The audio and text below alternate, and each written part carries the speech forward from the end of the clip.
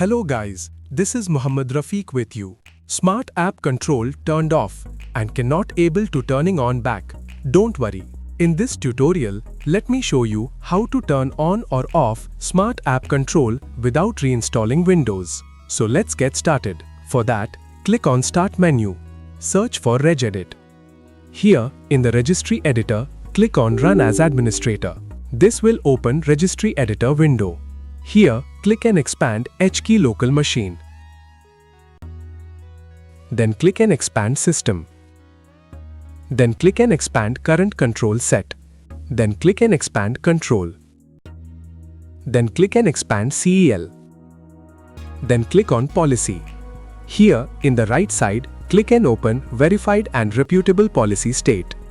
Now, for turning on smart app control, here change the value from 0 to 1. Click OK.